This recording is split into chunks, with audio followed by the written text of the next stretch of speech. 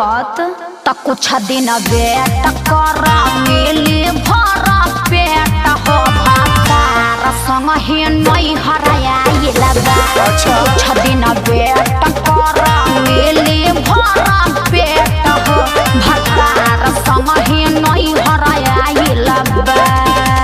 सही बात बा।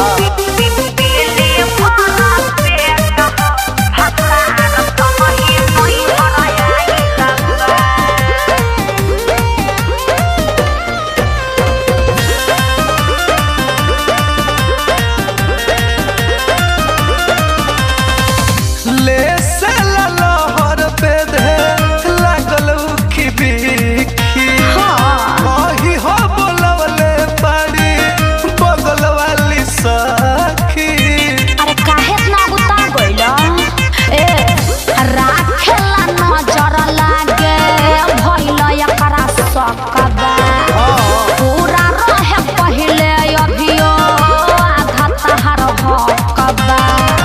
देखल बानी जब से मन मिले के खुआइल बा।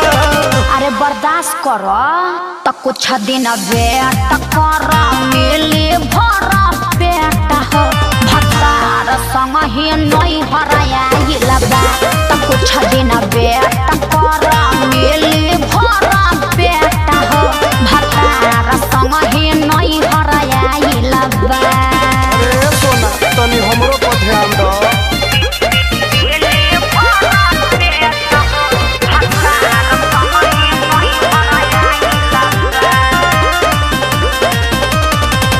बुझ मजबूरी अब ता जात नहीं खरा बड़ा बड़ा न होई कुछ मान मोरा कह। ओहो अरे समझत कहे नहीं खा लालचन पर कसर धीरय भी धरे मन बन मुके सजाना तनी ओह घरे। बैजुलालन के आस ओही जे जो हुआ दिल बा। अरे आवना त कुछ दिन वेट कर मिली भर पेट हो भातार संग ही नहीं हराइल बा। कुछ दिन वेट कर मिली भर पेट हो भातार संग ही नहीं हराइल बा। बुझला।